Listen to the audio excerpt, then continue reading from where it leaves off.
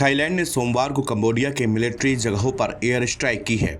इन हमलों के बाद बॉर्डर पर तेजी से लड़ाई बढ़ सकती है।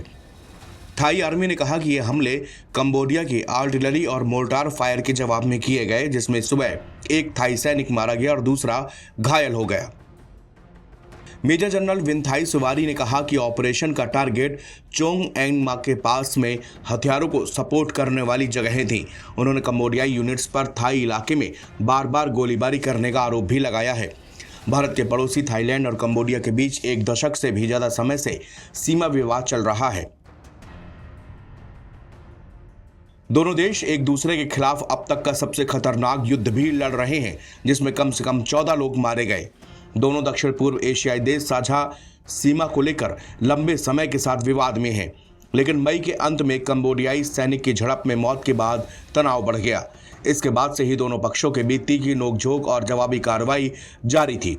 कंबोडिया की सेना के प्रवक्ता लेफ्टिनेंट जनरल मैरी सोचियाटा ने बताया कि हमले 8 दिसंबर को सुबह करीब 5:04 में आनसेस इलाके से शुरू हुए, जहां कथित तौर पर थाई सैनिकों ने कंबोडियाई ठिकानों पर गोलीबारी की।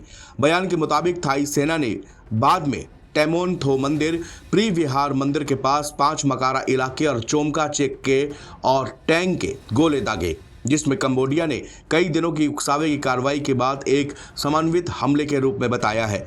मंत्रालय ने कहा कि यह हमला थाई सेना द्वारा कई उकसावे वाली कार्रवाई के बाद हुआ, जिसमें पिछले दिनों प्रोलिन थमार में भी एक घटना शामिल है, जिसके बारे में नोम पेह का मानना है कि इसका मकसद टकराव बढ़ाना था।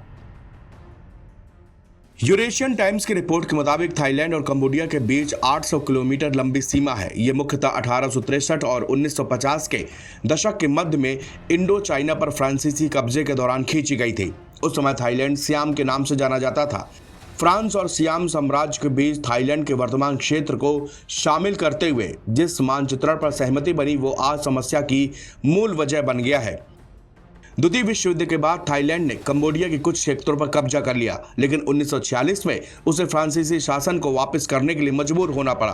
दोनों देशों के बीच वैसे तो कई किलोमीटर जमीन को लेकर विवाद है, लेकिन 2008 में एक 900 साल पुराने मंदिर सटे जमीन के टुकड़े को लेकर सैन्य झड़पें हुई हैं। 2008 से 2011 तक छिटपुट हिंसा के कारण कम से कम 28 लोगों की मौत हुई, जबकि हजारों लोगों को विस्थापित होना पड़ा है। गुरुवार को शुरू हुआ भीषण सैन्य संघर्ष 13 साल से दोनों देशों के बीच सबसे बड़ी लड़ाई थी। इससे पहले 2012 में प्री विहार मंदिर के आसपास हुई झड़पों में दर्जनों सैनिक मारे गए थे। इस मंदिर को 1962 में अंतर्राष्ट्रीय न्यायालय ने कंबोडिया को सौंप दिया था। दोनों देशों के बीच इसके आसपास की 4.6 किलोमीटर लंबी भूमि पट्टी का विवाद है। ताजा संकट की शुरुआत 28 मई को हुई थी। तब थाई सेना के साथ सीमा पर हुई गोलीबारी में एक कंबोडियाई सैनिक की मौत हो गई थी। दोनों पक्षों ने आत्मरक्षा में गोलीबारी की बात कही। इसी बीच पूर्व कंबोडियाई नेता हुन सेन के साथ थाई प्रधानमंत्री पेंटोन शिनावात्रा की लीक फोन कॉल ने थाईलैंड की राजनीति में भूचाल ला दिया। शिनावात्रा पर थाई सेना को कमजोर करने का आरोप लगाया गया और उन्हें पद से निलंबित कर दिया गया था। इसी साल जुलाई के महीने में कंबोडिया और थाईलैंड के बीच में 5 दिन का भीषण युद्ध लड़ा गया, जिसमें सैकड़ों सैनिक मारे गए। इसके बाद अमेरिकी राष्ट्रपति डोनाल्ड ट्रंप और मलेशियाई प्रधानमंत्री अनवर इब्राहिम ने सीज फायर समझौता करवाया था। ट्रंप अक्टूबर में कुआलालंपुर में दोनों देशों के बीच एक बड़े सीज फायर समझौते पर हस्ताक्षर के गवाह बने थे, लेकिन ये सीज फायर 2 महीने भी नहीं चल पाया और फिर से एक बार दोनों देश आमने सामने नजर आ रहे हैं। नवभारत टाइम्स की रिपोर्ट।